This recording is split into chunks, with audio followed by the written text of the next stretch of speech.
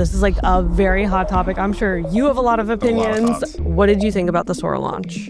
I think Sora is the next phase. It's a whole new chapter for the internet. You know, I hate to say it, it's almost like the end of the creator. Okay, so you joined Lightspeed, $30 billion fund. You've invested in xAI, Neuralink, Suno, Granola, Pika. So I'm curious, how do you see creativity as a moat? When you think about moats, I think what's really important right now, given how fast OpenAI can move, is getting to a behavior that is sticky and durable extremely early. So one lesson for me is Suno. It's producing the best AI-generated music in the world. They have a shockingly high amount of revenue that I will let them reveal on your podcast. I won't do it. But the thesis has been extremely validated. And I think you only get there by being creative and having the courage to go do it. What do you think the world's going to look like once we have super intelligence? Well,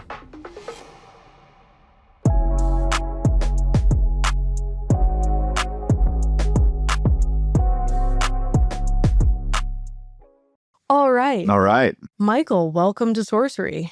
Thank you, Molly. Happy to be here. As the godfather of podcasting, how does it feel? It feels good to be recording a podcast.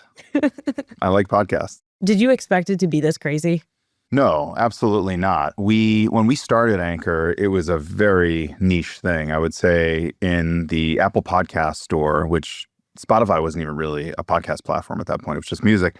There were like maybe a couple 100,000 podcasts in the store. And then, you know, we didn't even think it was going to be big. So we were actually trying to build a social network for audio. Like we imagined like really short form stuff, kind of like Clubhouse. But then eventually after a bunch of pivots, we just realized that, oh, wait, podcasts actually are a thing. We actually have to attach ourselves to this. We need to make this really, really easy. And then the whole thing just took off and ran away. And, you know, then there are tens of millions or maybe hundreds of millions of people that have now made podcasts. So it's crazy. We did not expect it. And you were head of talk. That was the title? At Spotify, yeah. I think that was my title because talk audio encompassed podcasts. We were also doing video. This was the start of Spotify getting into video podcasts. And then back then, this was a few years ago, of course, we were also dabbling in live talk audio as well because after Clubhouse, everyone had to have a live play. The problem with all these live formats on the internet is that synchronous content is really, really hard because the beauty of the internet is that everything is actually asynchronous, so you can consume it on your own schedule, right? Like this podcast or all the podcasts you've done, anyone can consume them on demand. But if you have a synchronous platform, you're sort of forcing everyone to say, you must consume this at this exact moment. And that's just really inconvenient. So fast forward in 2022, you joined Lightspeed? Yes. Okay, so you joined Lightspeed, $30 billion fund, a mega fund. We had Bucky on. It was great. Oh, nice. Bucky's the best. He's the best. Yeah, we went into the economics of what it takes to return a $30 billion fund, which was really interesting. And I think we could relate this to some of your portfolio companies. So for you, you've invested in xAI, Neuralink, Suno, Granola, Macroscope, Pika. So you've done all of those. And then I've also read on you that creativity is your moat that you like to go after. So what is your investment thesis? My investment thesis, when I started, candidly, I thought it was going to be really focused on things that matched my own experiences and my background. You noted that I built Anchor. I spent a lot of time building consumer products for lots and lots of people. And I love those types of companies. I love founders that are, you know, super drawn to consumer and products for everyone. But the reality is after I joined, AI became a thing. And I think with each day that passes, I think we're realizing that AI makes it so that we know less and less about the future. And so I think, you know, every investor out there has something they're good at or, you know, some way they see the world that's different than other people. But I also think in many ways, we're all having to forget kind of everything we know and dream a little bit bigger because things are moving so fast. But for me, yes, I am drawn towards media. I'm drawn towards creativity. And at the end of the day, as like a product builder and a product designer myself, I'm drawn towards founders who just have amazing product taste and sensibility. You know, you mentioned Granola. The founder and CEO of that company, Chris Pedregal, with his co-founder, Sam, I had known Chris for a really long time, and I watched him build this company, Socratic. And I just knew that this guy had incredible product intuition. Just like I knew whatever he chose to build, something really great would come out of it because he had shown me that through his previous company. And so when he told me he was building something new with Sam, it was like, doesn't even matter what you're building. Sure, we will invest. And so I find more often than not, especially as AI, again, kind of makes you have to forget everything you know. It's really becoming more and more about people, great people. And for me, it's like product-oriented CEOs. How does xAI and Neuralink, those size investments fit into this? Yeah, it's a good question. So maybe taking a step back, Lightspeed, as you mentioned, it's a large platform. Mega. 30-ish billion under management. The current fund generation we're investing out of is in the ballpark of about 7 billion.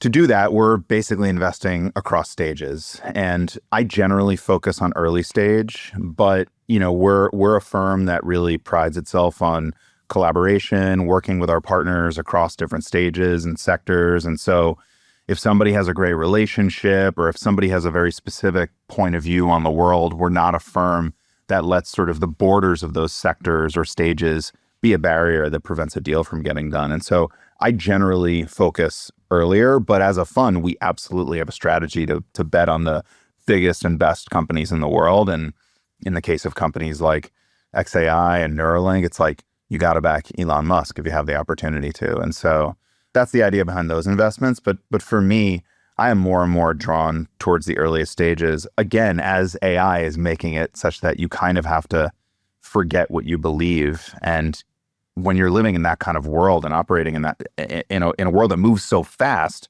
the best bet you can make is on people.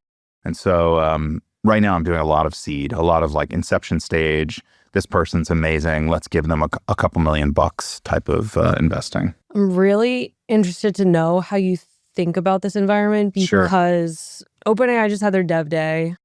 Some would call this like a Sherlocking event. That's what it's called, right? It feels like every one of their dev days or every one of their live streams is a Sherlocking event. I mean, good for them. Yeah, totally. Good for them. But like, I'm really curious how you even can get yourself to like write a check in and commit to something because there will be a funding in it. Like this one generative AI company, I'm not going to name it. They had a big like announcement the week before and like funding and blah, blah, blah. And then Sora comes out. 800 million weekly active users, like insane amounts of like power law dynamics there. Like how would the other one win? Yeah, I mean, look, I think this is the thing that every investor is thinking about right now. And I think the best you can really do is invest in great people who are hopefully getting way ahead of the curve before OpenAI or other incumbents are going to be building something. And in the process, they're building some sort of moats. And we can talk about what those moats might be. I mean, I think, yes, it's scary, but I should also point out that this is kind of always how venture has been. There have always been incumbents that can, with one flip of a switch, send a team to go work in your space. I think the difference of what we're seeing here is kind of the ambition of Sam Altman and the speed and the kind of ruthlessness, and that's a compliment, to which his organization can move and can move fast. But when you think about moats, I think what's really important right now, given how fast OpenAI can move, is getting to a behavior that is sticky and is durable extremely early. And so, to bring it back to something like Granola, Granola is doing incredible meeting notes for anyone that uses the product. Have you used Granola? Okay, nope. You got to use Granola. It's really, really good. Maybe. So Granola does these meeting notes, and it's really, really good. And we find that when somebody uses the product, it's incredibly sticky, right? Like the retention is insane. I've never seen retention like this before for a product. Because each time you use it, it just becomes more and more valuable for you. It has more and more of your context and history. And so at a time where all these companies are spending a lot of money for the latest and greatest AI tools, what you want to do is you want to get them to buy as quickly and as early as possible and get them retained as early as possible. And the hope is that if you can do that, then even if somebody comes along and they build a better Granola, you're not going to switch because it has all of your context. And so I think when you hear investors talk about like moats and data moats and things like that, it's that kind of thing that we're talking about. Okay, so is that the primary moat you look for? Like, how are you evaluating these companies? So one of the things that I take a little bit of an issue with right now in venture is there's so much of a focus on this ARR number, which Oh my God, it's fake. yeah, and it's not even defined properly half the time, right? Like you might just take some of these companies are literally just taking like yesterday's subscription rate and like multiplying it by 365, whatever.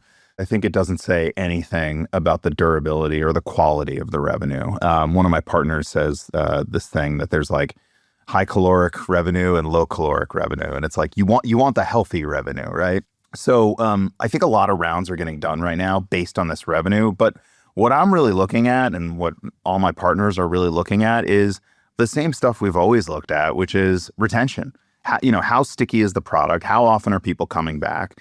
In addition to retention, is it growing organically? Is it growing word of mouth?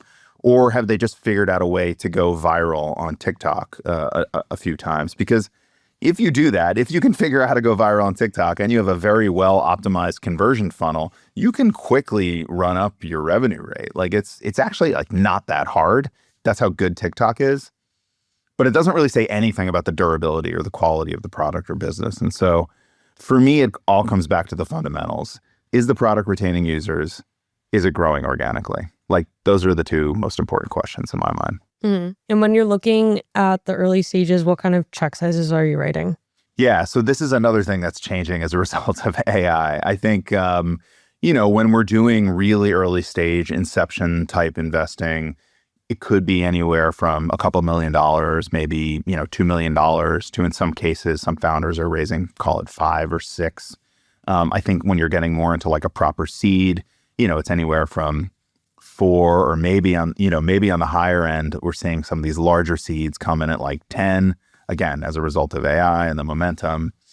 And then Series A's are sort of also getting bigger, right? A Series A, when I built my company, we raised a $10 million Series A and it was like a big round. It was like, wow, that's a big Series A. That can last us a long time. Macroscope, a Series A that I led a few months ago, we led that Series A with a $25 million check. So they're getting bigger. They're getting bigger. Carta just put out recent data in their fund performance report, and Series A's are getting a 30% premium. Wow. What do they attribute that to? AI. So AI companies get a 30% premium versus non-AI companies. Okay. And it's just like the biggest difference in this new cycle. And I would say you can imagine that power law dynamics will seek in there, and the delta is probably much greater between like the good teams and like, the average teams. Totally. Because once you get into competitive land and you're going after, let's say like another like huge mega fund and there's competition, like you're going to run the price up. Totally. Yeah, that's actually the dynamic we're seeing a lot, and definitely one of the things that's making us want to go earlier and earlier. Some of these companies, they're growing revenue so quickly that the rounds are happening in such quick succession. And oftentimes, if you're the seed investor and things are going kind of well, you might quickly do the Series A. And then by the time a new investor has an opportunity to come in, it's the Series B. It's priced really expensively, but nothing has been de-risked yet. So you're paying this really premium price. You're having to write this gigantic check, and you don't know anything more about the business, whether or not it'll fail or succeed. And so I think the natural fallout of that is you have to go earlier and earlier. And I think to do that is a new muscle for a lot of big funds. And I also think it's why you're seeing more and more of these accelerators pop up and do so well. Sourcery is brought to you by Brex, the financial stack trusted by more than 30,000 companies, including 1 in 3 venture-backed startups in the US. Nearly 40% of startups fail because they run out of cash. Brex is literally built to help founders avoid that. Unlike traditional banks that let your money sit idle, chipping away at it with fees, Brex is designed to help you spend smarter and move faster. Their all-in-one solution combines checking, treasury, and FDIC protection into one powerful account. You can send and receive money globally at lightning speeds, get 20 times the standard FDIC coverage through their partner banks, and even high yield from day one. With same-day and even same-hour liquidity, access your funds anytime. Companies like xAI, DoorDash, ServiceTitan, Hims, Anthropic, Flexport, Robinhood, and Plaid trust and use Brex. Start today at brex.com/sorcery. That's BREX.com/sorcery. In today's high-speed business world, Staying ahead means using the smartest tools possible, including the powerful capabilities of artificial intelligence. Meet Turing Intelligence. Turing builds customizable AI systems designed to solve your mission-critical challenges no matter your industry. From expert guidance to tailored projects, Turing helps top companies realize AI that's more capable, more adaptable, and more effective. With Turing, discover how AI can accelerate your business growth. To learn more, visit turing.com/sorcery, spelt SOURCERY. That's turing.com/sorcery. Are you concerned at all with that rapid deployment? Going back to this report, there was a slump in VC, but now we're seeing dry powder deplete within these funds. People are really allocating capital and fast because it's so competitive. Are you concerned at all with that? I think it's definitely probably a concern for broader venture capital. I think at Lightspeed, we have always maintained a very, very high bar. Even in this environment, even at this pace, investing partners are still making the same amount of investments on average per year as a partner as we would a few years ago. And I think the only way you can do that is if you hold a really, really high bar.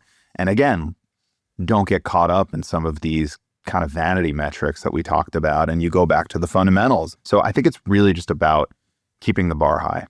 Mm-hmm. Yeah, I want to go back to your point on moats, because I'd also read some tweets, you've written about moats a bunch, and one of them was on creativity. How do you see creativity as a moat?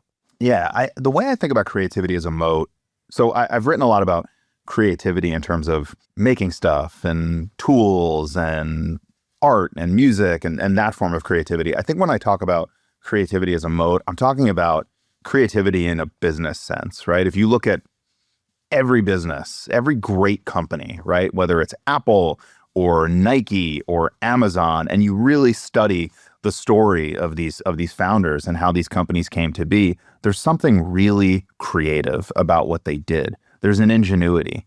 It's not something that can just be written by ChatGPT in an AI generated business plan. And so I think as it becomes easier and easier to make businesses, which it will because of AI, right? We keep hearing about, the one-person billion-dollar company. I'm sure, everyone tweets about that. Mm-hmm. Sure, it's going to be easier and easier to execute on business. But I think the thing that will remain rare and special is creativity in business, right? Who is the person or company or set of people that is coming up with something really, really new and novel in terms of a business model or an approach to go to market or an approach to, how they do their product development. I think the best companies are still going to have that quality. And so at the end of the day, maybe the only thing that's durable at this point is creativity when everything else can be automated. What's a lesson you've learned from one of your founders on this? So one lesson for me is actually Suno. I think something really creative and genius about what they've done. They have a ton of subscribers and a shockingly high amount of revenue that I will let them reveal on your podcast. I won't do it. But I think when you're looking at that business early on, what you're saying to yourself is, okay, they really need to mirror the consumption businesses of the past, like a Spotify, like a YouTube, like a TikTok. They need to get a bunch of people creating on one side, and then they need to get a bunch of people creating on the other side. And to be clear, that is happening. But what the founders of this company, Mikey and Martin and Georg, what a belief they had very, very early on, which I would characterize as super creative to both believe this and then pursue it, was that actually in the future, AI is going to make it so easy to create and such a personal experience to create that these people that are creating, they're going to listen to their own music. And that's a business right there. We're going to get these other consumers over here and we're going to monetize them just like Spotify does. But we think there's also an opportunity to monetize consumption behaviors over here and not just for creation. And I think that early on, I was skeptical. Some of us around the table were skeptical, but it was a really creative and sort of bold bet on the future and a creative business model to pursue. And the thesis has been extremely validated. And I think you only get there by being creative and having the courage to go do it. Mm-hmm. I've had so much fun using Suno. It's a blast. It's so much fun. In the world of generative AI, I want to go into Sora? This is like a very hot topic. I'm sure you have a lot of opinions. I have some too. But I want to hear your stance on this. What did you think about the Sora launch? Yeah, I thought it was incredible. I thought, first of all, they did a really good job on the product. Just even the onboarding experience of scanning your face was really seamless and fast. And I think they're able to discern a very, very high quality of you just from a very, very brief scan. I think the other thing they did that it stuck with me was when you first onboard, you encounter a screen, and a bunch of people I've talked to don't remember this screen because I think everyone just clicked past it. I'm curious to know if you remember it. There's a screen that says, everything you're about to experience is not real, or something like that. It says, like the feed, nothing in the feed is real. And my guess is they introduced that as a sort of disclaimer, right? Like, hey, reminder, that's not your friend actually stealing that TV from Walmart. It's not real. But to me, it almost came off like a mission statement. Like, this feed you're stepping into an alternate universe. You're stepping into another galaxy. It's Ben Thompson, I think, made an interesting comment about Meta's Vibes app, where he said something along the lines of, this feels like Meta's first real step into the metaverse. It's a completely different universe, right? Nothing is real, but it's people we know and we identify with, or we may even know personally. So I think that alone just kind of blew me away. And then I also think, obviously, the cameos thing was just incredibly smart for a lot of different reasons. I think it's the first time we've seen a new type of social dynamic built on AI. We've seen a lot of these platforms out there try to make the new AI first social network where they just basically replace humans with AI bots or avatars. And I think that's boring, and it doesn't really tap into kind of some of the new and native and interesting things that you can only do with AI. But avatars is it's a purely new social dynamic. So I think that's really interesting. I think the biggest takeaway for me, though, is what it means for media and the business of media and the economics of media. Do you remember a few years ago when Adam Mosseri, CEO of Instagram, put out this video and he said, starting now, we're going to be leaning into recommendations. We're going to move away from your friend graph and we're going to start doing recommendations. And everyone was up in arms. All the users, especially the influencers. I remember Kylie Jenner put out this huge thing about how she was so upset. And you could understand it, right? Because she had something like 900 million followers. It was a business, right? If she could put out a piece of content, tap a button, and it reached 900 million followers, that is immense pricing power and the ability to advertise. So for her to learn, actually, those 900 million followers, they matter a little bit less. That's a big hit to her business. And so I wrote this piece, which I called The End of Social Media, and it was all about this new form of media, which I had called recommendation media. And it was really just kind of the TikTok algorithm and how the TikTok algorithm was sort of the next phase of media. The follower graph was going away, and now the platforms were going to get to decide what somebody saw. Far more efficient way of content distribution. I think Sora is kind of the next phase. It's kind of, I hate to say it, it's almost like the end of the creator. Like, if you play this out and think about where this goes, platforms want to amass a huge catalog of content, and then they want to program each piece of content such that when you're in the platform and you're swiping, your attention is captured for as long as possible. And that's why the TikTok algorithm is so powerful. But it still requires that human beings make the content, and there's a cost to that. And so I think where we're inevitably headed is now when you're swiping TikTok or Reels or Sora, we're eventually going to end up in a place where most of that content is generated on the fly, specifically to target you and to capture your attention as long as possible. And unfortunately, the individual creator just becomes far, far, far less valuable in that dynamic. And so to me, that is the biggest impact of Sora. It marks the end of the creator, unfortunately, which obviously I find devastating in many ways. I spent my career, the first part of my career, building tools for creators, and it's a whole new chapter for the internet. Yeah, I think I read a couple posts on different creators saying this is a cataclysmic event. You should like really come up with a good strategy going forward, because it is a doomer standpoint for like creators for sure. But like, I think like with all of these things, you do need reinvention. I was talking to PJ, who creates all those like extremely viral AI videos. They did one for Kalshi. It reached like over 100 million people. Yeah. Like it's truly insane. Like he's very talented. And when he did that, I was like, okay, I got to learn how to do that. And this was when like Gemini's model was taking off. And so I like spent the weekend like, okay, I'm going to learn how to do this. Like you kind of have to like mix match on all these different platforms and make something in the end. It was defensibility for sure there. Like I did not want to do it at the end of the day. Like, and then with Sora coming out, I DM'd him and I was like, hey, what do you think? Like, are you still like hiring and training people to like do this and create these viral videos for your huge, by the way, like corporate customers?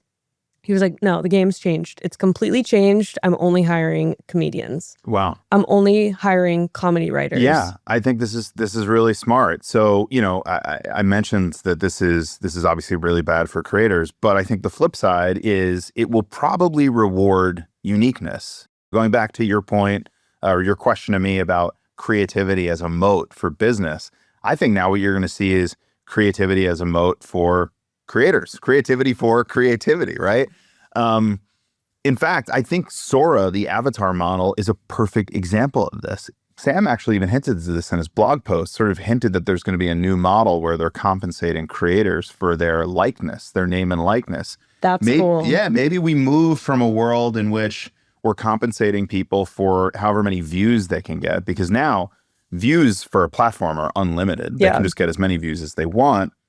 But what they can't get is uniqueness, right? And so if you're a person or a brand or an avatar, and you can do something or appear a certain way that is truly unique, maybe that's what's going to be compensated. And it's scary in a way to think that the incentives are shifting for creators, but maybe, I don't know, maybe there's something, maybe there's a positive sort of silver lining to this as well. Well, I was excited about that because I don't want to make talking head videos. I don't care, but I know that's like one of the viral hacks for like at least like women on Instagram. Like it just works.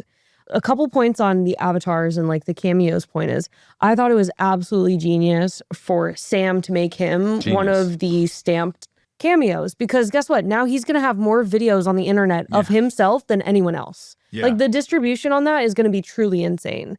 And then going back to like understanding monetization on that, I was thinking, okay, like I don't know if I want to make my cameo public, because what are people like? I don't want them to misuse this or like make me do something crazy. And I was like generating. But you might for a price. Not maybe for a price. You might. Not saying you. I'm just saying that's probably the calculation they're making right now, right? Yeah, it could be. And like I was thinking about his, because I was trying to recreate, you know, I had this viral clip of like me like pretending I didn't know like Jack and Sam were related. So I wanted to make a clip of me talking to Sam and being like, the results are in.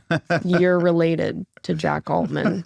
But the problem I had was like every time I did that, I was prompting it to make Sam like anxious and like scared and worried and then happy. But like he was only happy the whole time. Oh, and I was like, what did you engineer in here that you're only happy? That's funny. Yeah.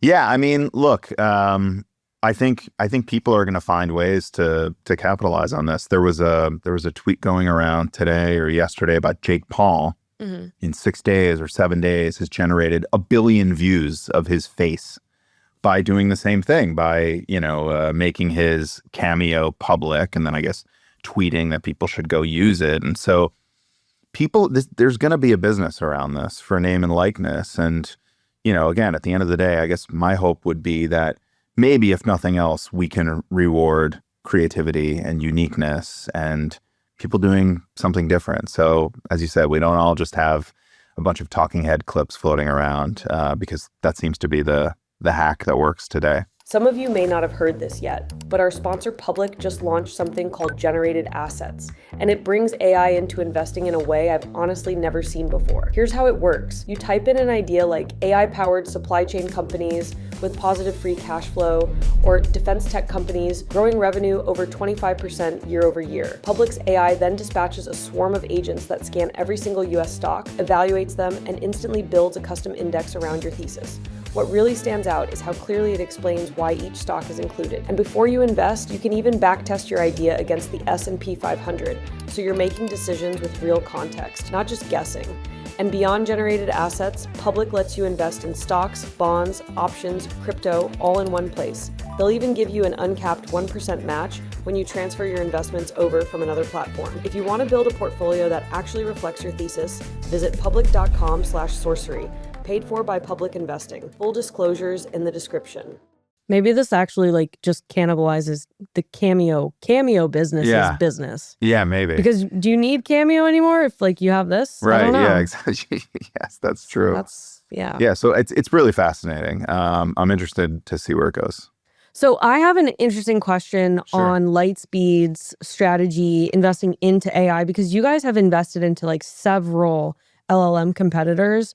What informs your decision there? And I can go through the list unless you have them on top of your head, but you've invested into xAI, Anthropic, Mistral, Stability AI. You've also done Pika and some more. So I'm curious, how do you think about investing in these direct competitors? Yeah, I think Lightspeed from a very early on in sort of the AI kind of revolution took this position that actually AI and foundation models are more akin to software and code than they are to business lines and strategies. And, I think now it would be silly to say X random software company is competitive with Y unrelated software company. It's all just code.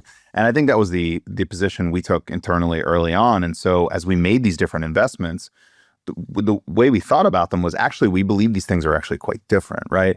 xAI has decidedly taken a very direct step into things like consumer through obviously the X platform, and potentially embodied AI and robotics through potential partnerships with companies like Tesla, et cetera, and Optimus and things like that. Whereas Anthropic is like, we're very, very focused on the enterprise. We're very focused on code, right? And where Mistral is like, we're very focused on European sovereignty and open source. And so I actually think we view these businesses as quite different. And we don't just view kind of AI as being competitive with AI, just in the same way as we don't view software being competitive with software. Yeah, that makes total sense. I think now we're seeing a lot more of the bifurcation between all of them. Yeah. And I think that was, when we talked to these companies early on, that's how they were talking about it too. It's like, this is our mission, this is our vision. We view a world in which we do this part of the world, and this company does this part of the world. And so, yeah, maybe on the surface early on, it may have looked like from the outside, maybe it looked like that was competitive, but we didn't believe that early on, and we don't think the founders did either. Where do you think the value accrues in the AI stack? I think it's such a hard question. I feel like this is the question everyone has. Where does the value accrue? I mean, clearly it's accruing right now to the model layer for companies like Anthropic and OpenAI and X, but there are also amazing application layer businesses generating a lot of value as well. I mean, we're not in this company, but there are many reports out there about how much Cursor is generating at the application layer. And there are lots of other companies that are generating and accruing value at the application layer. And so I know it's sort of a cop-out answer, but the simple answer is it's at whatever layer somebody is willing to spend money. And if you're a huge foundation model and you can kind of hit every layer of the stack, there's probably more revenue for you to take advantage of than if you're just at the application layer. But we're seeing now that every different layer of the stack is able to generate an interesting type of business. What about your AI education startup? Yes, Oboe. So my Anchor co-founder, Nir Zickerman, for a long time has been thinking about education and about how we as humans, we are spending however many billions of dollars on making machines extremely intelligent. But one thing that we're not doing is we're not doing the same thing for human intelligence. Mm-hmm. And so he and I have a belief that AI can actually be used to make human beings smarter. And people are obviously using AI and foundation models to teach themselves. But what no one has really done yet is focused on the products, right? Like, how do we make great products to help people learn? Everyone talks about, hey, it'll be amazing one day when you have a tutor that knows everything about you, knows everything you've ever learned, knows everything about how you like to learn, what the most efficient way is to teach you, and then actually teaches you things that makes you smarter. And so that's what we're thinking about with Oboe. We want to build the products that leverage AI to actually teach people things. And so we launched the first product a few weeks ago. It's called Oboe. The whole idea of it is that it creates these magical educational courses for you on the fly about anything, and in a way that's customized and personalized to you and what you like to learn. And it enables you to learn them in whatever format best suits, again, the way that you like to learn. So we can teach you through audio, we can teach you through text. That's the basic premise of the company. And yeah, it's been really exciting to work again with my Anchor co-founder. He's taken the lead on this one. He's CEO. I'm just riding his coattails as a glorified advisor and board member and co-founder. Education has always been like a really, really hard space to get returns out of, build companies, get adoption. Why do you think now is the right time? We think about this less as ed tech, and we think about this more as a horizontal need for every person on the planet. We're all learning every day, right? When you go to Google something, you're learning. When you go to ChatGPT, you're learning. But today, what you also do is you go to Google, you end up on some website, then you realize you didn't get what you wanted. So you go over to YouTube, you search for a video, you watch the video, you bounce around the timeline. You're kind of like piecing together the educational journey. And yeah, you might come out of it a little bit smarter, but you wasted a bunch of time and it didn't actually teach you in the way that's best for you. But with AI, we can effectively generate that entire experience for you in real time based on anything we've already learned about what you like to learn or what's effective for teaching you. And so we don't view it as like, hey, we're going to reinvent the school. We view it as more every single person on the planet can be learning far more efficiently than what the horizontal tools offer them today. And that's the hole we're going to try to fill. What do you think the world's going to look like once we have super intelligence? Well, I think the key is to, I'm going to channel my inner Ilya Sutskever here, but I think the key is aligning intelligence with the needs of humans. And I think that that's a really tough thing to do. Fortunately, we have a lot of great minds thinking about it, but I think super intelligence is going to be able to do things in a far more capable way than we're going to be able to do and think however many steps ahead of us. And so the most important thing is making sure that we can be aligned with it from the beginning. Founders ship faster on Deal. Set up payroll for any country in minutes, hire anyone anywhere, and get visas handled fast so you stay focused on scaling. Deal takes care of onboarding, HR, IT, EOR, benefits, and compliance, so your team can grow without borders. It's why more than 37,000 fast-growing companies trust Deal to move fast. Visit DEEL.com/sorcery. That's DEEL.com/SOURCERY. Coming from the podcast world, how big do you think this will get? Podcasting? Yeah. Yeah. So I've frequently underestimated, I think, how big podcasts can get. We thought it was this niche little thing. Then we saw that it was becoming a big thing and all of the biggest companies in the world wanted a piece of it. And then, I think around the time that I left Spotify in 2022, I sort of personally felt like, okay, the work is done and it's great and I'm happy with where it is. And then I think once again, I was proven wrong because in 2024, 2025, as we saw, we had the podcast election, right? And now I just think that podcasts are basically the new television, right? Yeah. In the same way that you and I grew up watching TV, I think now people watch podcasts. And yeah, today most of them are maybe people sitting around a table having a conversation like this. But remember that just a few short years ago, podcasts weren't even associated with video. Video is a new format for podcasts. And so I think as people get more and more used to video being the medium, people are going to be more and more creative and fill the space in new ways. I mean, look at your show. You're doing it from all these different interesting locations. You're not just sitting behind a mic at your computer and using, an amazing tool like Riverside. You're like out there in the real world. And I think we're going to see more and more people push the boundaries of the format. And I think when it's all said and done, again, I think it's television. It's television that anyone can broadcast, right? And I think if you view it through that lens, we've got a long ways to go before it reaches its peak. From working at Spotify, what is the biggest lesson you learned from Daniel Ek? I think one of the amazing things about Spotify and Daniel is there's really like no ceiling to the ambition. He started Spotify in a world where, because of piracy, music was effectively free. It was illegal to be free, but it was effectively free. And he built a platform and a company that was effectively better than free, right? And that was the scope of the ambition.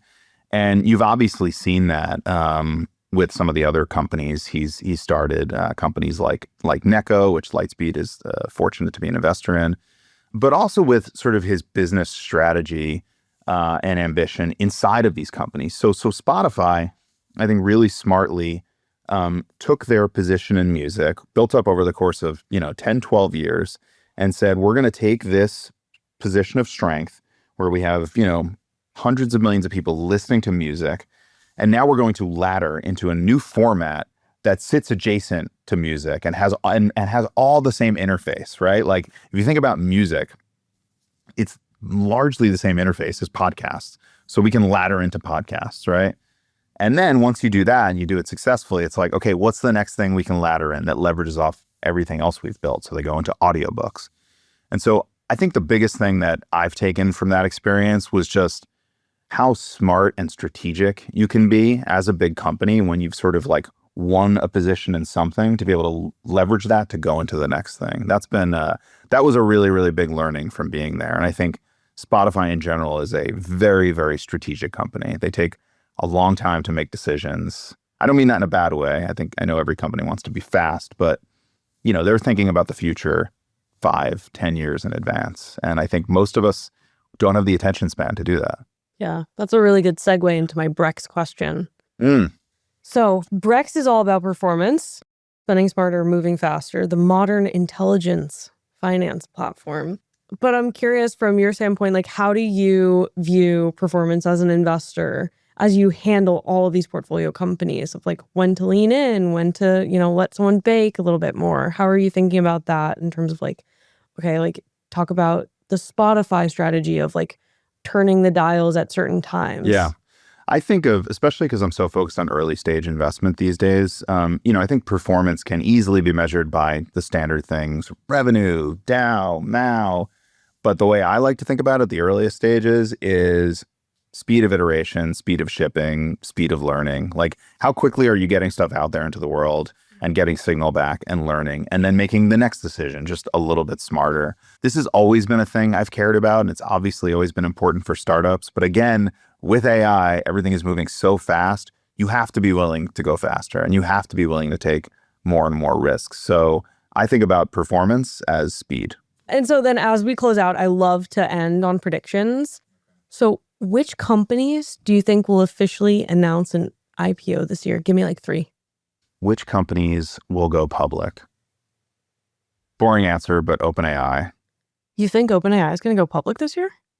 I mean, they're the biggest private company, right? Okay. I'll throw out another one just for fun. Kalshi. I saw they raised a big round, so maybe they'll go public next year too. Polymarket, I know a competitor, but also raised a very big round, partnered with New York Stock Exchange, ICE. Maybe they'll go public. Cerebras seems like a candidate. I know they were going to go public. I think they actually just like withdrew their plans to go public, or at least I read that. So that seems like another one that could happen. Discord, I feel like has been baking for a really long time. Large, successful platform. That seems like a good candidate. And then, I feel like any of the AI incumbents or hyperscalers like OpenAI seems like they have a great shot as well. Do you think that might be the next strategic like momentum milestone? I feel like they're always trying to outpace each other with different kinds of partnerships and announcements and growth and blah, blah, blah. Do you think IPOs might be the next layer? Maybe. I mean, one of the things that I've been thinking about, a friend of mine, really smart friend, said, you know what, maybe more AI companies should be going public because there's clearly a lot of demand for it. And if you're a public if you're a public investor, public market investor, a retail investor, you don't really have a lot of choices, right? You've got Google, you've got Meta, you've got NVIDIA. And so maybe some AI companies, maybe who are even earlier on their trajectory and maybe have less revenue than we've been seeing from typical companies that are going public. Maybe they should consider going public because there's probably just so much pent up demand from retail investors. So I thought that was an interesting take. That is really interesting. Okay. Well, Michael, it was a pleasure to have you on. Pleasure is all mine. Thank you so much, Molly. Thank you. Hey, it's Molly. If you enjoy our interviews, check out our newsletter, Sourcery.vc, where we deliver a once-a-week top deals and tech headlines email, and also go deeper on our podcast interviews. Subscribe to Sourcery today. And don't forget to subscribe to the podcast on YouTube, Spotify, Apple, or wherever you listen. Link in description to sign up.